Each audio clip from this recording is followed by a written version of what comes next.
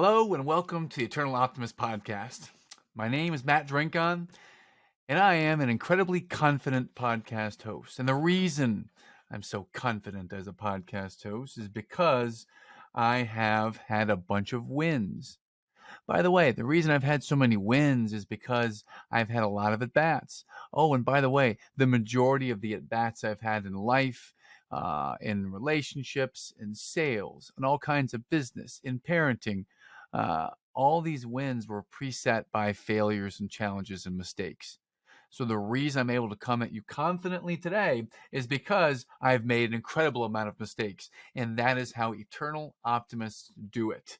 We see things as the glass half full, and we learn from our mistakes to the point that they can become advantages that we can gain from them. So, having shared that today, my friends, before we get started, I want to encourage you. You can connect with me on social media.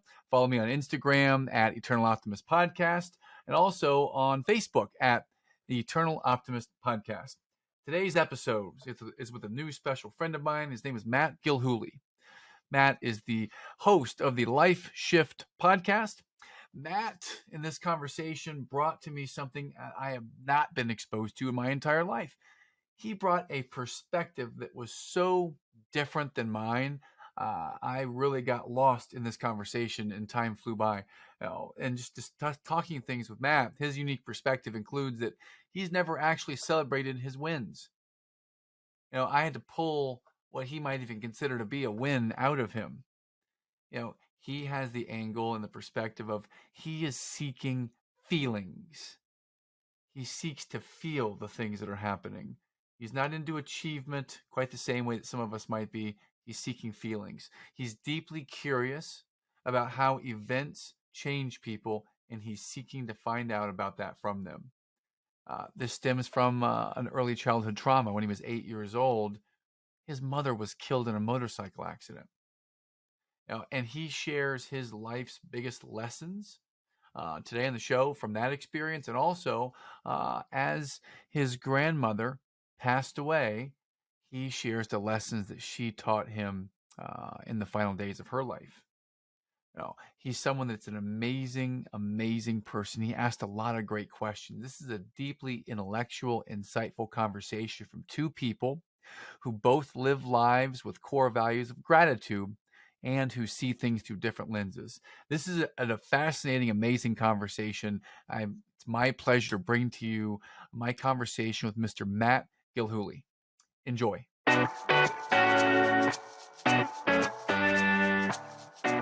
Hello, and welcome to the Eternal Optimist Podcast, the show for optimists by optimists. This is the show for people who see the good in the world and want to make a positive difference in the lives of their families and communities. Each week, you'll hear inspiring stories that will get you thinking bigger and playing more offense in life. With your host and high-performance coach, Matt Drinkon.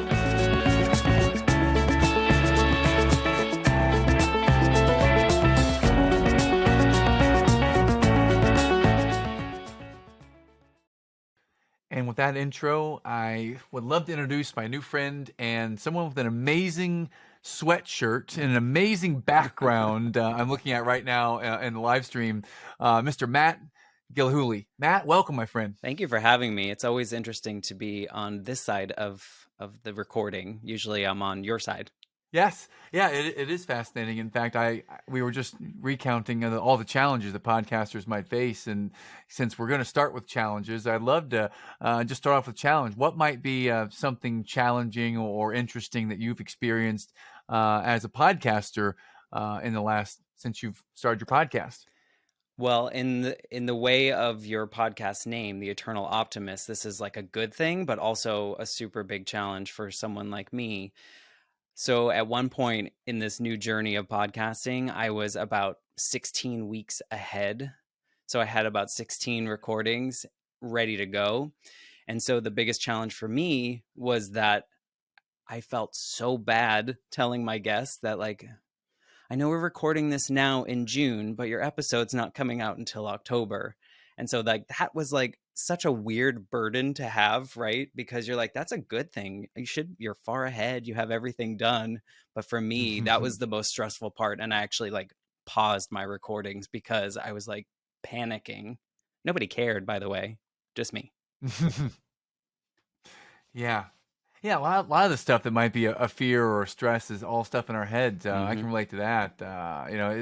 Like what just happened a few minutes ago. The internet basically went down. I couldn't see the guest, couldn't hear him anymore. We're 32 minutes into recording, and blank. And here I am talking to this Olympic gold medalist, Laura Wilkinson, is her name, and her episode may or may not have been released yet, based on when we get a chance to do it again. But yeah, that was something I kind of got in my own head for a minute there. I was super frustrated about it. And hey, she said to me, Matt, control the controllables, everything else. Just take a deep breath. And then she sent me a funny gift through text, and take a deep breath. So thank you for sharing your podcast challenge. I'd love to go into a deeper challenge, though, than the simplicities of us running podcasts. And we'll get back to your podcast, the Life Shift podcast, here in a little while. But before we do, I'd love to start as early as you'd like to and care to in your life with something that was hard for you. And then let's move forward as we share exactly how you got through it and where you've come to today. Yeah, and I think you kind of tied both ends because the life shift is kind of the result of the challenges that I faced. So when I was 8 years old, my parents were divorced. My mom was going on a trip with her boyfriend, a motorcycle trip across the country. It was their second time going. Little 8-year-old Matt was like, had some weird feeling like, don't go. You shouldn't go. She went anyway, right? Because I was 8. Like, who's going to listen to an 8-year-old? And in that trip, they had a single vehicle accident and they both died on the motorcycle. And so that was like really the moment in my life in which, out of my control, everything changed. And so tying it to the Life Shift podcast, if you can think back, that was something in my life in which one day everything was a certain way. And then the next day, my life was flipped upside down, kicked around, completely different. And it took a long time to be grateful for that. But now, as this version of me, 33 years later, I'm grateful for the experiences that I've had because of that. I think I'm a more formed human than I would have been had I not faced something like that as a child. Not to say it was easy. There were lots of years of Yeah. hardness, but because of that moment in my life, I now get to do these things on my podcast that fill my cup 100%. Mm. Mm. I'm not even, I mean, first, I feel this great sense of empathy. I'm near tears, literally, just hearing about that as an 8-year-old. I can't imagine my kids now, 7 and 5 and 4. They lost one of us. My parents, I lost my dad at 29. And he was in his 50s, 59, almost 59. And yeah, that was the worst day of my life when that happened. And like you, well, not like you. At that time, I'm nearly 29 years old, and it was still the worst day. But I've since been able to process, and now I'm grateful for some of the things that have happened as a result, and who I've become as a result. But I wasn't 8, and it feels even heavier and even more challenging. What was it like for you immediately after that, Matt, and kind of moving forward a little bit in your life into the future from 8 moving forward? Yeah, so my parents were separated or divorced, and my dad lived in Georgia and I lived in Massachusetts. So, like one, I've just lost a parent, but now I have to instantly move at the beginning of a school year to a new state, new experience, right? Everything's new. My dad was, a part-time parent at that time because he lived so far away, right? So I lived with my mom. And so life was very weird because at 8 years old, you don't understand death. Like, you don't understand the finality of it, and that it just doesn't make sense. And plus, this was like late 80s, early 90s. And I want to say that society at that time did not talk mental health, did not talk as much recovery from something like that, right? It was more, hide it. You're fine. Look at all the good things that are happening. And I think, my whole family prescribed to that, that rule of let's just not talk about it. Like, just move forward. It's fine. And so it took about 8 years for me until I like exploded, basically, in the sense that when I was 16, a writing assignment in high school was the trigger for me to finally start thinking about it, breathing Mm. through it, like just acknowledging it, that it was real, it existed. 8 years ago, she died and she's not coming back. 8 years it took, which is crazy to look back on, right? Like, that's a long time to Yeah. t- Yeah. to not So- grieve, to not do anything. But I say that because now when I do this podcast and I talk to people about hard moments in their lives, a pivotal moment like my mom dying. And it's so great to talk to people that are actually just sharing and saying it. And then, probably from your podcast, you get these messages behind the scenes saying, thank you for sharing that story, or thank you for just saying it out loud, for saying those things, because I didn't know I needed to hear it, but this is how it's helped me. And so I'm grateful for that struggle. It was it took me like 20 years to fully grieve her. But I mean, mm. look what I get out of it. I'm thankful for it. Mm. Well, that's an amazing perspective now to be able to have that gratitude for your mother, for the experience, that this at the time, you know, worst thing ever, but now able to be grateful for who you've become and how you can impact others. Yeah. And that's what we're all about here on our show. So, It's interesting too, because yeah. uh my dad's mother took over kind of that mother role, and I got really close to Hmm. her. And so when you told me that, your father died when you were close to 30, I my grandmother passed when I was 34, and I sat by her side for the last 5 days of her life and like watched her die, because I knew how to grieve now, because I did it wrong for so long with my mom, that I almost felt Hmm. like I'm the champion of grief at this moment. And that's like not something to like be proud of, but I was like weirdly proud of the fact that I was mature enough to process all the things that I couldn't do as a kid. And so I Hmm. relate to, I think it's harder to lose someone like, your father at that age than it is for, in a different way than it is for an 8-year-old to lose their parent, if that makes Mm. sense.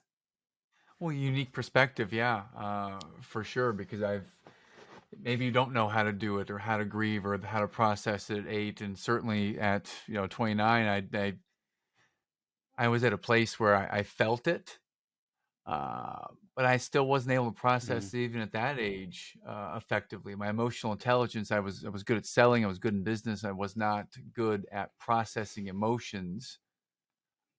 And I wasn't even able to give the dad's eulogy at his funeral. mm, I mean, I wasn't even able to speak. I was still trying to grasp how to process it. I was so angry and still upset at that time.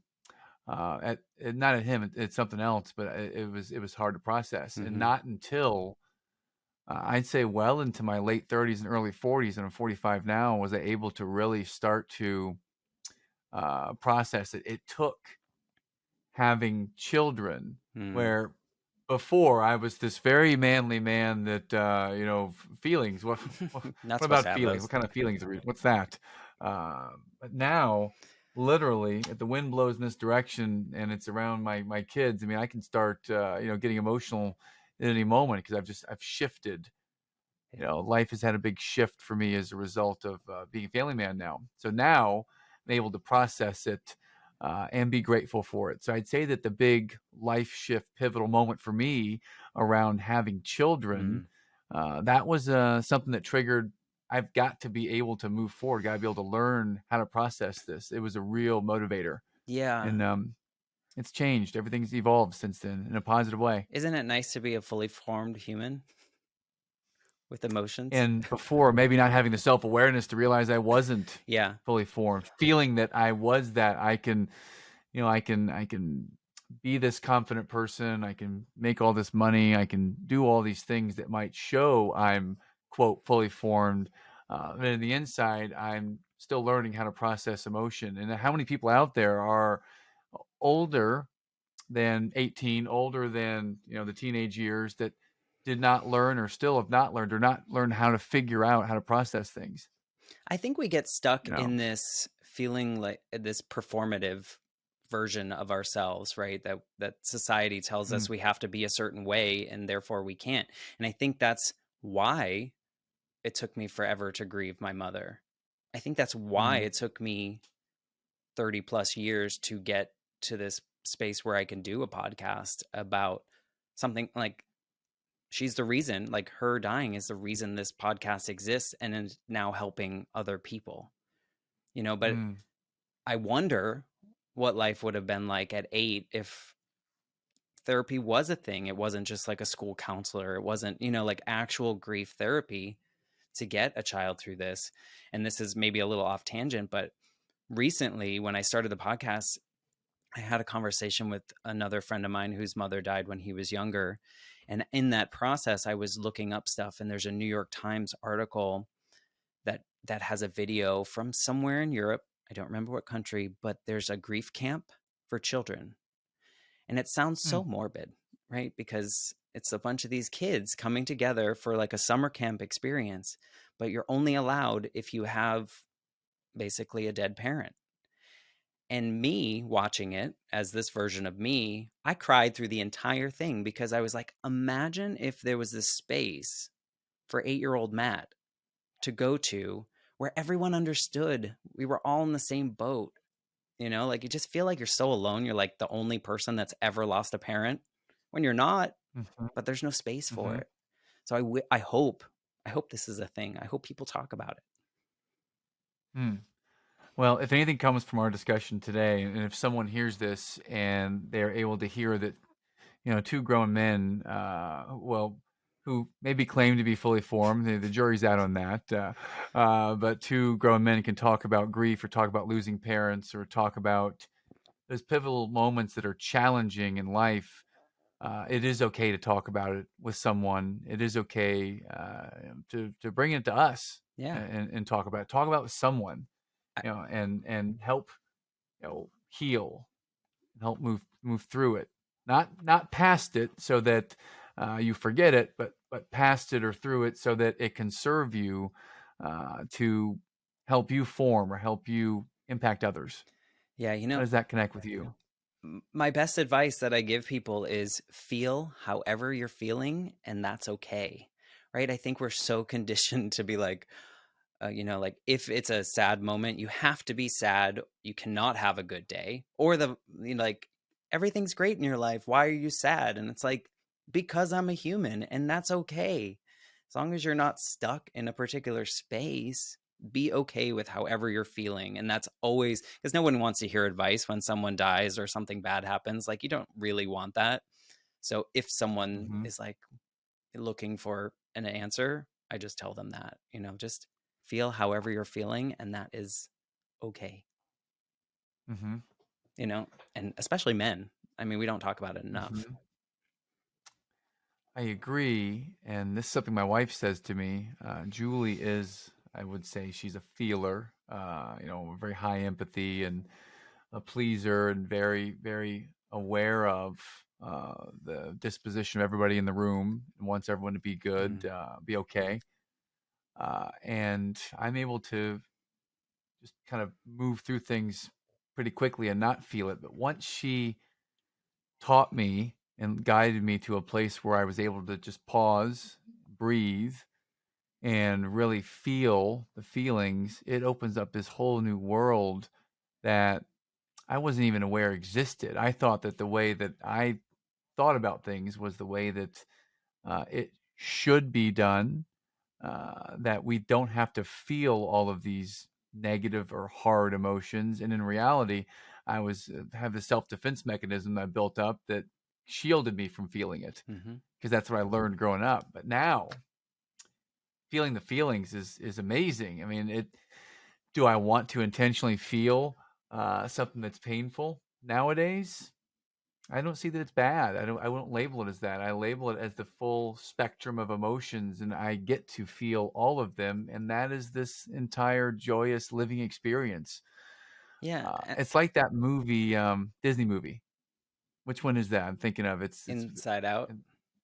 Inside Out. That's it. That's it. That movie, major breakthrough when I watched that movie in the last year. For adults Just and for seeing that. children. I think it's That's right. important. I'm happy that in 2022 we're closer, right? I think society is closer to people being able and feeling comfortable to feel however they feel. I am someone that naturally gravitates towards something that's going to make me cry. I don't know. How many men do you talk to that say that? But something about it makes me connect to that human experience. And it all goes back to what you're doing on your podcast. I listen to your episodes and you can hear that you genuinely care about what your guests are saying. And it's the same thing. Like when I watch something sad, I'm like, I'm in it. I feel that emotion. And I didn't for so long that maybe that's why I crave it. But I do gravitate towards that more than comedy. Who doesn't want to laugh? Me. Well, so interesting thought about feeling the emotion or feeling something that causes you to cry. I feel that there are several episodes that we've had on our show that either I've been in tears or I've been close to tears. That when the episode was done, I actually felt this cathartic moment. I felt good. It felt like some energy, kind of like an endorphin. Mm-hmm. Like I had just gone off the Peloton. I felt really good about it. I remember when I was talking to Jason Bronstadt about our kids, or when I was listening to Mitzi Perdue talk about human trafficking in Ukraine. I mean, just these stories are just tearing me up, or they're just causing me to feel in such a way. But every time I can feel the tear welling up, it has been something that has inspired me or given me a feeling at the end that actually I've loved. Mm-hmm. Does that connect with you? That thought? 100%. And I will say it's what I seek out, you know. I try to find, I mean, it's not everything, right? But I try to find television shows, movies that are going to move me, that are going to make me feel a certain way. And having experienced watching my grandmother pass of cancer in a hospice house, what I Mm, found interesting to myself is watching films that try to depict those moments. And there are very few movies or TV shows or whatever there may be that accurately show what that experience is like, or at least from my perspective and what I saw. But when I found one, like I I I was a puddle, but like you said, after the fact, I felt like lighter. I felt, mhm, like that runner's high that you describe, or the Peloton high, whatever that may be. I don't know if they sponsor you. mhm. Well, they don't sponsor me yet, but I do. They don't have to pay me or sponsor me at all. I love using the Peloton. Yeah, but This is not it's a sponsored by release. Peloton, but it is a release. Yeah. It is a release, and some might get it from a sport, some might get it from a good crime, but it is a way to. You said feel lighter. Yeah, I think feel lighter, feel better, Hmm. feel something, right? Well, I wonder then, since you gravitate towards uh, things that cause you to feel, Hmm. I wonder, does achievement of a goal or of winning something or a stack ranking, does any of that connect with you in any way of achievement versus looking for something to feel with the show? How does that connect with you, Matt? That's a really interesting question because until very recently, actually, I've never celebrated a win. And maybe I have, but anything big or monumental, I always felt like I just had to do the next thing that was expected of me. And I think that connects to, having my mom die as a kid. I think it all comes back to that because people expect you to be okay and they're always checking in. Are you okay? You know, oh, is he achieving? Like if I was to do poorly in school, then it was because my mom died, and not just because I was a bad student, right? Like, and so mentally, I think I was leading my life until my 30s as that 8-year-old. He was making the decisions. So it was always a check mark. So, like I graduated high school, top 10. Oh, I think I was 11. But, I graduated high school fairly high out of 600 students. I didn't celebrate that. Why wasn't it higher? And then, graduate Mm. college and then get my MBA in 10 months. Check mark. It wasn't like these celebrations. So I don't connect those. But recently I'm forcing myself until it gets comfortable to celebrate or acknowledge or like, oh yeah, I did that. Mm. Well, I wonder if you've never celebrated a win, but you're attempting to. You're attempting to force yourself Now. to do that now. I wonder what might be a win that you've had recently that you might be able to celebrate. Yeah. I mean, honestly, the pandemic feels like it had the start of my like win season for me in the Okay. areas that felt right, that felt good, that felt like something that quote unquote brag about. So, Okay. during the pandemic, I was pretty bored. And so I opted to get another master's degree. And so going through that as a 40-year-old was a little bit different than it was when I was 22 going through my MBA. And so I was going into it to actually learn this time, whereas last time it was a check mark, right? I just explained that. So now the goal was to learn more and to achieve things and do as great as I could. So I finished that in August this year, 2022, and 4.0, graduated with distinction. I'm celebrating that now. During the pandemic, I taught myself how to launch coloring books on Amazon, and I celebrate every time I open that little window and I made $1. Like those are the little wins, Yes. those are the fun things. But now the thing that's filling my cup is the Life Shift podcast, and not the listeners or the numbers or the vanity metrics that everyone likes to talk about. Those are fun, and those are the things that I can, publicly share, but it's the reviews or it's the people behind the scenes that are like I had an episode where someone was talking about infertility and their journey to becoming a parent. And it's not something that enough people are talking about just like publicly open, like it just is. It's something that people go through. And I got these messages behind the scenes like, thank you for the care that you showed in that conversation with your guest, because I needed to hear it right now. I needed to know I wasn't alone. Those are the wins that I celebrate now. And those are maybe not as public, but it's the ones that keep me going. Mm. Thank you. Uh, such a You never know when you run a podcast what you're going to hear, who you're going to meet, and I love our conversation because I'm learning so much from a different lens. Because we're here today to help impact others and to share the story, but we have such a different perspective. We Mm-hmm. both came to gratitude as central themes in our life, but the way that we got there and the way that we have viewed achievement and wins has been completely different over our life. I'm just grateful to be able to hear such a different perspective, and then turn some of the challenges into things you're grateful for. So we have that in common, Mm-hmm. but the way we got there was different, and I appreciate you for that, Matt. Yeah. Uh, These conversations, it's the same. I'm sure I have the same conversations with people, and I'm just like, thank you for just being a human and for sharing your version of life.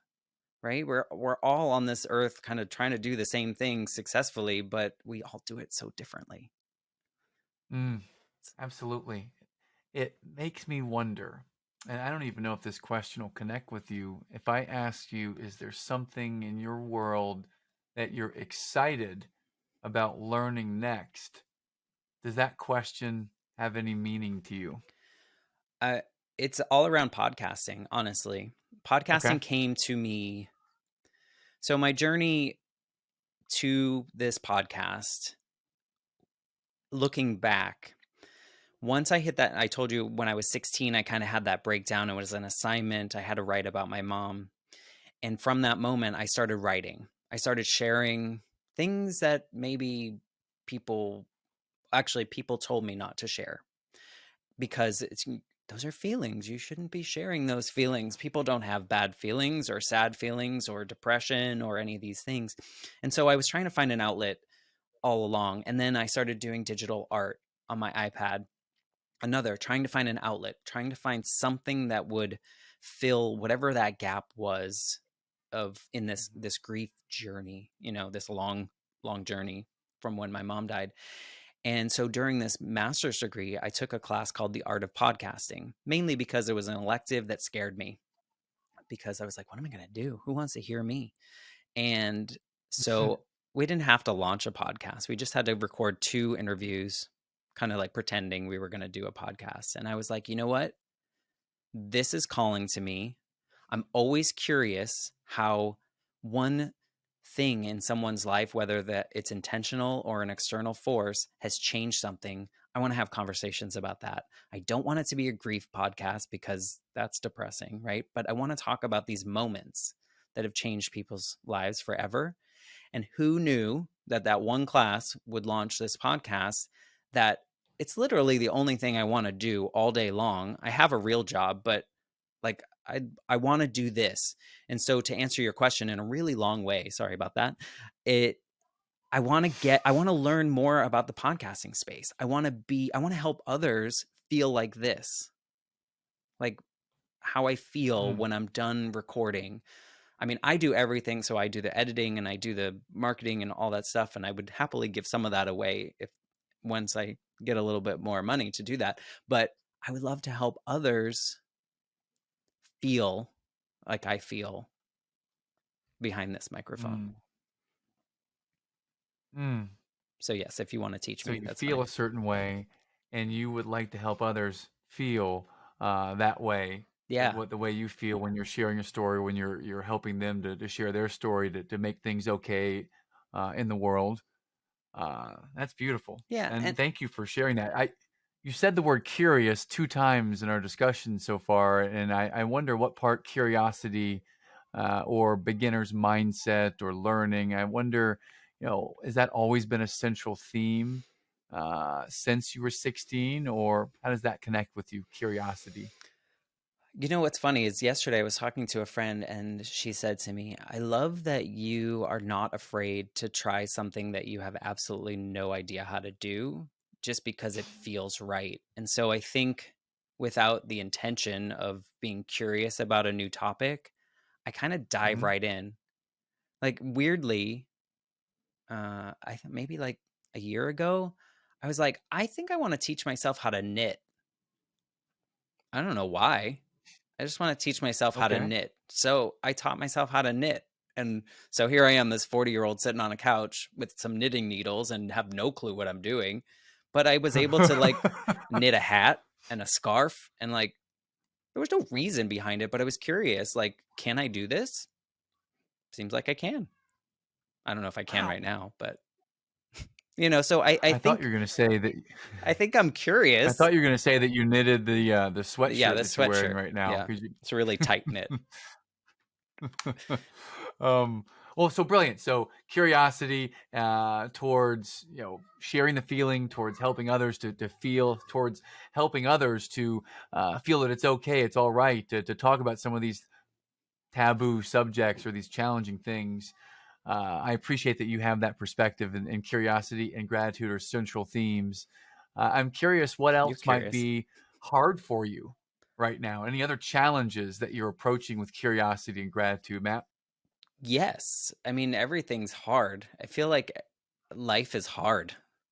I don't think that, I feel like it's everyday struggle to not be performative, to not try to align with what we've been taught society wants us to be.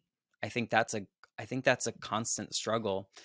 And this is going to sound weird and maybe I'm using the wrong word, but I think once I started being a little bit more selfish about what I wanted to get out of life and the experiences that I had, it actually like opened the door to create the things that also happen to help other people or just bring other people joy. But it was really leaning into like, I don't care what other like knitting, like I don't care. I proudly showed that off. I was like, look, I made a scarf. That's pretty cool. But like, I feel like society would say men don't knit. Like that's not a thing. And so I think once I was just like, no, I want to learn that. I think it's like, that might be cool. So I think once I started to be a little bit more selfish about the things that bring me joy and not what I thought the world wanted me to do to be successful, I think Hmm. that's kind of the, it's helped me with those challenges of just like not succumbing to what I felt society wants me to be or do. Mm, I love the space we're in right now. This is a central theme I feel to a lot of people being able to accept themselves and being able to move forward is the fear of other people's opinions or the fear of society's judgment. And you have said, F that. I'm gonna be a little selfish here, and I'm gonna learn and lean into how not to care what others think. And I would applaud you for that, man. I wouldn't say that's selfish if selfish is termed to be a negative Hmm. term. I think that's selfish for the good. I mean, I believe wholeheartedly that we have got to. It is our imperative that if we want to have the best impact we possibly might on ourselves, on our families, on communities, on the world, then to use your term, selfish, in the way you used it, we've got to be a little bit selfish. We've got to put our own oxygen mask on first, and we've got to be in a place where we are okay, where we are good, where we are working on ourselves. And when we're in that spot, then we're able to give the best we can to others. And so many people don't do that because they're shackled by other people's opinions. And you are learning, and I will give you, do you have a master's degree or a PhD in this yet? I don't know, No PhD. but you are doing a heck of a good job by knitting. You probably can teach the class Yeah. if you're able to knit and share it out loud and not feel scorned or judgment. Yeah. I feel you're so far on the journey. How far are you on this journey of not caring what others think about you? I'll tell you, it came probably the day after or the day that my grandmother died. I think that's when it started. So 2015, she, I said she died in a hospice house, and beautiful place. But when she was having her final lucid moments, she told us, those of us around her, she said, I wish I hadn't worried so much because all that matters is love in the end.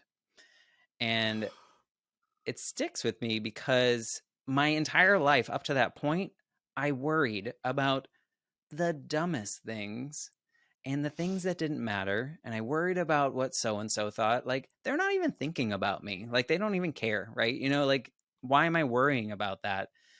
And so from that moment on, I've tried to do my best to limit what other people think of me because I can't control that. And why should I? Why should you? Yeah, and you might have just triggered something. I might go off on a tangent here. I love what you just said. It reminds me when I read, my wife gave me on Christmas 2016, she gave me Tim Ferriss's book, Tools of Titans. And I remember reading that. The very first thing in the entire book, if I recall, was a link to a TED Talk by B.J. Miller. And he led a hospice organization, and he led over 1,000 people into death gracefully. And many of them, he talked to all of them about this subject of what matters most in your life. And near the end, the overwhelming majority of them said the same things, just like what your grandma said, Mm-hmm. that I worried too much, I worked too much. Love is what matters. Relationships, people that are important to me matter. Others' opinions shouldn't have mattered as much. And just to hear you share that, your real life testimony that your grandmother said that to you, that she wished she hadn't worried so much. That is permission to any listener out there who's hearing that, and feeling that there's this, incongruency out there, that what society says to do, to think, to feel, how you should act or look or be, and you want to be this glorious you or this amazing individual you. I feel that you have permission, not that you need it from Right. us, but you have permission to be that person. And if you study near the end of lives of old age, then many people will say this, that they worried too much, Mm-hmm. they worked too much. and this is what really matters. So I think we're onto something here. Yeah, I just feel like Why am I worrying about it? it's Mm. just I feel like we have been conditioned, at least our generation, we were very much conditioned to worry about that, to worry about your status, to worry about, you know, the I mean, I talk to people on my podcast about this all the time of like we were just like you had to graduate high school and then you had to get a job. Then you had to get promoted, then you had to get married, then you had to have kids, and then you have, like it was all just like a checklist of things. And so within that checklist, you have to worry, am I doing what I should be doing at this point? I'm 23 now. Should I have, what should be in my bank account? What should my status in life be? And I think the newer generations are kind of bucking the system a little bit, which is great in multiple ways. In mental health, for sure. In the rules of when someone should start a family. Like, I mean, people are waiting till their 30s to start a family, till their 40s to start a family, because they have other they want to travel. They want to, the word selfish. They want to do the things that fill them up before they get to that. And so I think the current generations are more progressive in that sense, and that gives me hope. Well, it does give me hope, but I want to go back to something. You said our generation, and just to clarify for the listeners, when we talk about our generation, Matt and I are born roughly the same time. I'm older than him by a few years.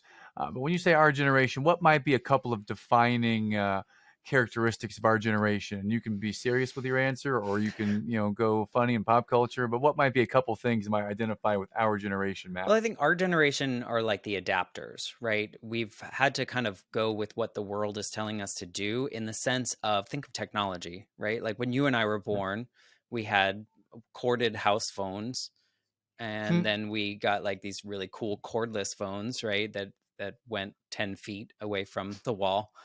And then we had this dial-up internet thing that you could do, and like you could send an email and go to like a newsletter. That's right. And you print shop. 1995. I remember right. it. And then all of a sudden we had like CDs and MP3s and high-speed internet and laptops and all this crazy stuff. And I feel like Sony Discman. we had the Walkman first, and then we had the disc. Then we had the Discman that could go underwater. And I was like, why can this go in the pool? And I never tried it, but I had one. I wasn't brave enough, but I'm like, where do I need to take this? But, and now we're in like cell phones. And so I feel like our generation really experienced life where you played outside until it got dark. And then you had to come back home right when the streetlights came on, and you had your family dinner and everyone sat around the table. And I think, we progressed to where we are now, which, there are good things, and there are a lot of things that distract us from maybe, what might be great and what's going on. Agree. I paused for a moment because all of the things that might distract me just got home from school at the exact same moment. Perfect. Yeah. Well, so one thing that I would hit on for our generation, we were the generation of I'd say the sitcom. We had Growing Pains. TGIF. TGIF. We had Family Matters with Urkel. We had Bob Saget. Oh, Bob Saget Full just House. died, unfortunately. Saved Full by House the Bell was one. Saved by the Bell, yeah. Slater, yeah. My wife still has a crush. In fact, let's not talk about that anymore. It's bringing tears to your Also, eyes. we I can had see. we had G.I. Joe and He-Man were like the very big toys at the time when I was growing Hot up. Wheels. Oh yeah, we had the Micro Hot Wheels. Machines. Micro Machines and muscle figures. So we had all those. Then we had Atari, and Nintendo eventually came out too. Where you had to wait in line for like the newest release at the store. Yeah. And those things were $30 to $49 each at Toys R Us when they were new. So different generation, but certainly we've learned to adapt. We're the, as Christopher Lochhead would say, a marketing guru that I pay attention to. He would say that we are the we are the digital natives. No, that's the people of this generation, digital natives. We are digital analogs. meaning that we are used to those corded phones and more face to face and that way. And now everything's digital. Like they would rather nowadays experience something through the phone and through the YouTube or through someone else's experience than no phone, just be there. At least, anyways, I'm not sure where I'm going with Yeah. that. Do you feel though, I mean, to that point, do you feel that our generation is unique in the sense that we were forced to adapt, but we easily adapted and we feel like we belong in both spaces, in which, like, I'm thinking the generation before us, it was harder, right? Because more of their life was spent without. And so now it's like, do you remember programming your Yes, grandparents' VCR for them because they didn't know how to use their new remote? Like that was our job as kids, as that's right. teenagers. Well, it was same way it is with my mother today, where my job is to even help her with email or text messaging or using this new thing called the iPhone. Mm-hmm. Before, you're right, they grew up in a different era where it was more financially conservative, so to speak, where you didn't have as much, and now everyone kind of feels like they should have everything. At least that's kind of maybe the bubble that I live in or what I see in my experience. So yeah, there is different, but we do have an advantage. Mm-hmm. We do have an advantage, and I choose to play that advantage to the best of our ability because I did grow up with an Atari and a Nintendo. So I was kind of in this place where, yeah, video games were coming Did along. you have an Intellivision? And Do you remember well, I Intellivision? never had one, but I'm aware of what it was. Yes. Yes. Um, Email and cell phones came out when I was in high school and or college and getting out of college, and learning to adapt. If there are people that are our age and our generation that are not adapting, then they're definitely being left behind. And those of us who adapt because we see it as a way to survive and thrive, then kudos to those who are doing that. But I think we have to figure out a way to not only survive, but we figure out a way to thrive. And the only way to do that is to adapt to whatever's here now and coming next. Well, and to your point, to be Uh, curious, I think we mm, are the generation of curiosity because we were kind of forced into it. And now we're like, okay, what's next? We're ready for it. Whereas other generations are either expecting it or they are rejecting it. And we're kind of in this mhm. space where we're curious about it. Like, oh, okay, I've seen both ways. Uh, I made a note. I'm curious about something you said earlier when the pandemic began. You mentioned that you had gone back and studied, and you got your master's or your next master's degree, and you mentioned coloring books, Mm-hmm. and I'm curious about coloring books because I love to color every morning with the girls at the breakfast table. So I'm wondering if you could share with us, and we'll have all this in the show notes, of Sure. course, and the links to get some of these. But I'm curious what inspired these coloring books, and can you tell us a little bit about them, Yeah, please? for sure. So at the beginning of the pandemic, we were all panicked, right? We didn't know what was happening. So everyone was just in this Mhm. state of, like, what? Like, I'm locked at home for 2 weeks, right? We were going to be locked up for 2 weeks and then everything was going to be fine. So during those 2 weeks, I was like, people are stressed. People are scared. So I put out a call on Instagram and Facebook, probably just like with friends, saying, hey, I'm going to do a pay what you want, but I'm going to take your pet's drawings, like your dog or your cat, and I'm going to put them in a funny cartoon. And so it started as that. And then that, over 2 months' time, I did like hundreds of them for people, like for $5 or something. And I gave that, and I would take out the background of whatever picture they gave me of their dog. And then I would put them in some weird thing. A lot of them driving cars, a lot of them flying spaceships, a lot of them with rockets on their back or jumping into a pool. One had a hula hoop on, like just whatever I saw from that picture. And so I was doing that, and then I ended up raising money for this dog shelter that a friend used to own during the pandemic to try to keep their lights on and stuff because they weren't able to do their business. So I did kind of like a fundraiser for that. And so then I had all these pictures, right? I had a million dogs in cars and a million dogs in space and cats in space and those kind of things. So I decided to turn those into coloring book, like, pieces of art, basically. And so I drew them, and I was like, okay, now what do I do with that?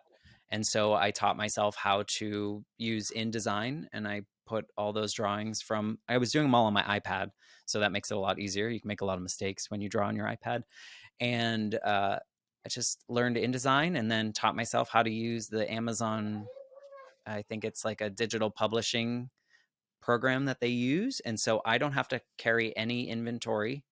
It's a print on demand. So if someone orders I think there's 10, 11, I don't know how many there are now, but there's a lot of them. And you can put them, I put them on Amazon, and the rest is history. And it's fun. Awesome. I can't wait to get some today and have my kids coloring, dogs and spaceships. Yeah. Literally, that sounds like one of the most fun things.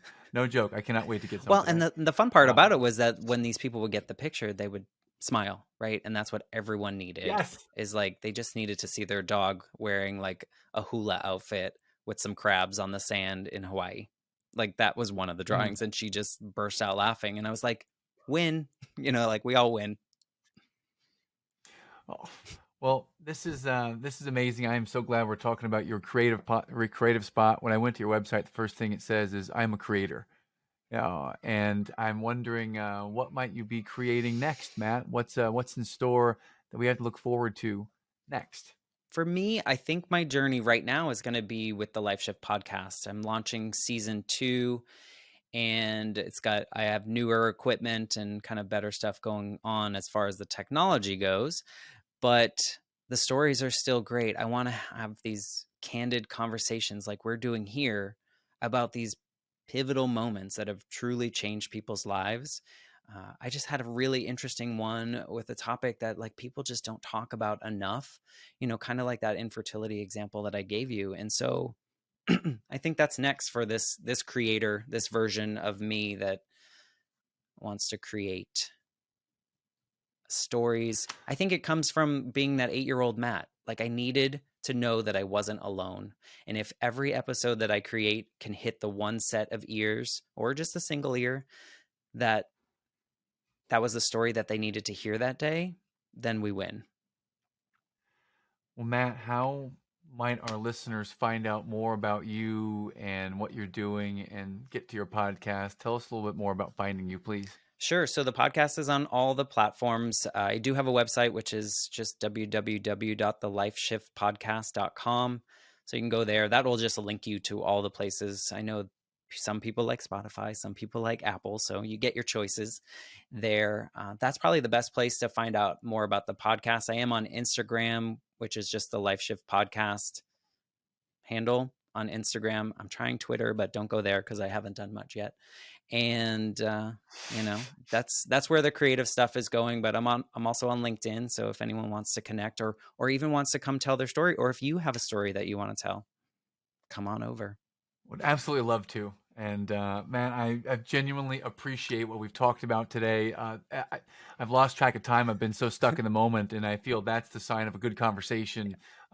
Is that I've learned and I feel connected to another human being who with a different lens than I have, and we're both curious. And just thank you. I love you, appreciate you, and just it's been very meaningful to spend this time with you. So thank you, and look forward to being on your show and connecting with you. So just thanks so much, Matt. Yeah, thank you for having me. I appreciate it.